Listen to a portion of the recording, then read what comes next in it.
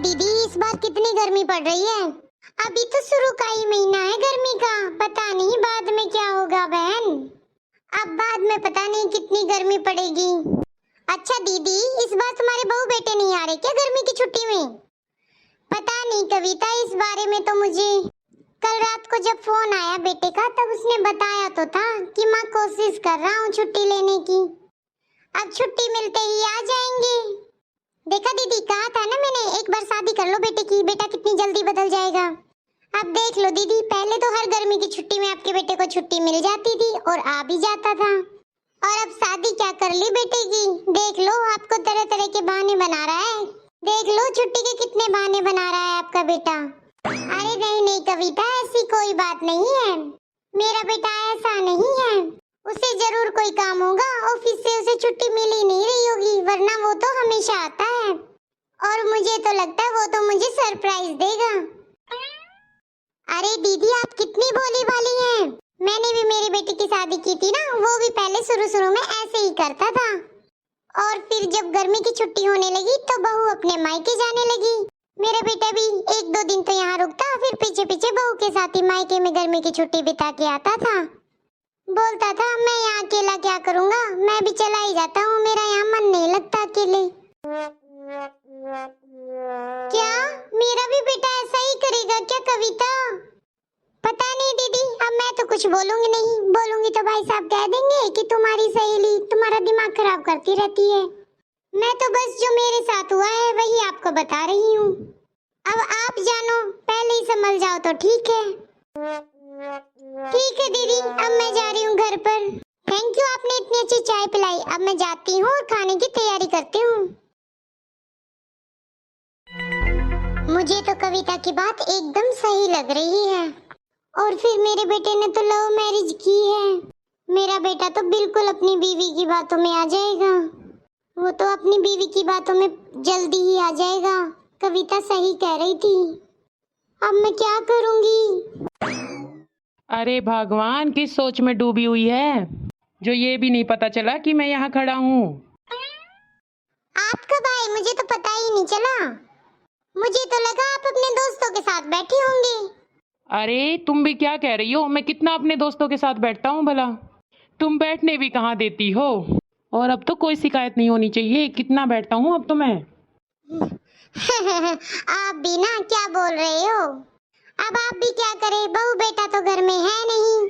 अब इतने बड़े घर में हम दोनों ही रहते हैं, तो टाइम भी हम दोनों ही एक दूसरे के साथ बिताएंगे। अब आपसे तो कहना ही पड़ेगा ना कि आप बाहर मत जाया करो, मैं फिर इस घर में अकेली रह जाती हूँ, किसके साथ बैठूं? देखो, पहले से तो मैं तुम्हारे साथ बहुत ज्यादा टाइम बिताता हूँ।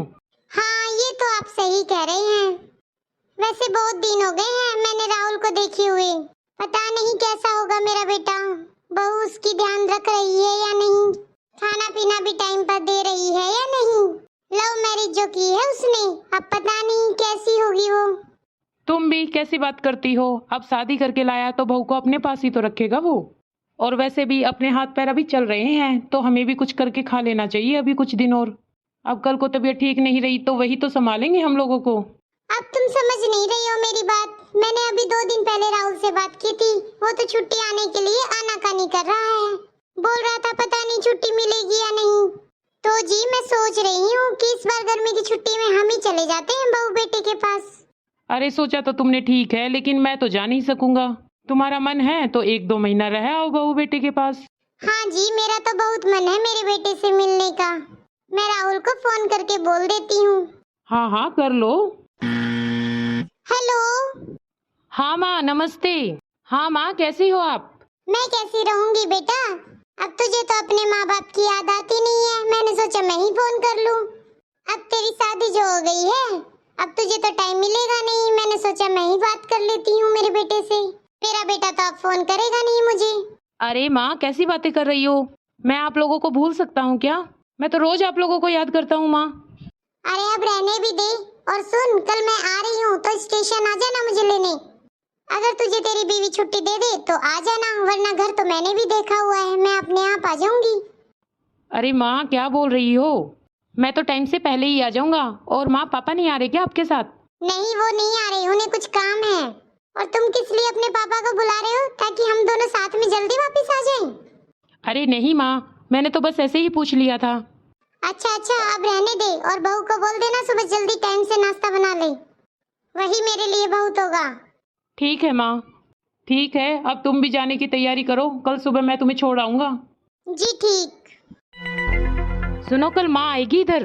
क्या? हाँ, और कल अच्छी बहू की तरह साड़ी पहन लेना। अरे लेकिन कल तो मेरी किट्टी पार्टी है, और वो भी अपने घर पर।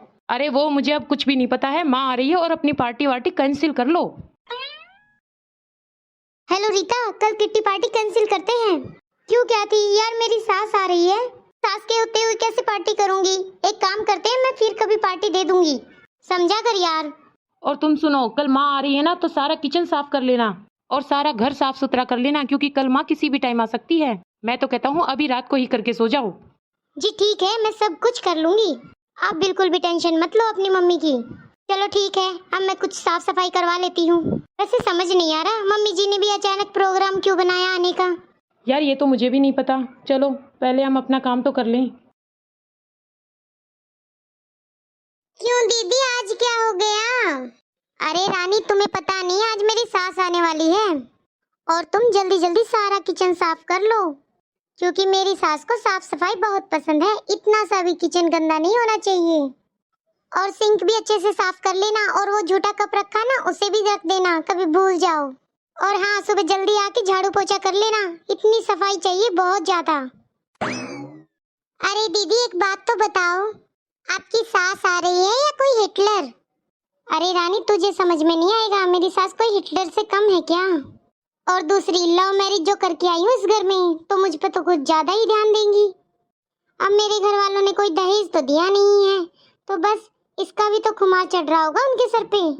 अरे दीदी ऐसा थोड़ी ना होता है, तू वो सब छोड़ और जल्दी जल्दी काम फिनिश कर। मुझे और भी बहुत सारे काम है, तुम जल्दी से काम फिनिश करके और जल्दी से पोछा भी लगा लेना अभी दोबारा। मैं जाती हूँ अपना रूम ठीक करने। चलो थोड़ी देर फोन ही देख लेती हूँ, फिर कर लूंगी काम। अरे अब तक तुम ऐसे ही बैठी हो? अरे यार अब तक तुम ऐसे ही बैठी हो, साड़ी नहीं पहनी तुमने? अरे यार तुम अब तक बैठी हो, तुमने साड़ी नहीं निकाली? क्या राहुल, आपने भी सुबह से रट लगा रखी है साड़ी के लिए? पहन लूंगी ना, थक गई हूँ मैं सुबह से काम कर करके। अब मैं थोड़ी देर फोन भी नहीं देख सकती क्या? देखो, तुम फोन देखो या कुछ भी देखो, अगर माँ ने साड़ी के लिए बोल दिया तो मैं तुम्हारी कोई मदद नहीं करूंगा फिर। ठीक है, मत करना।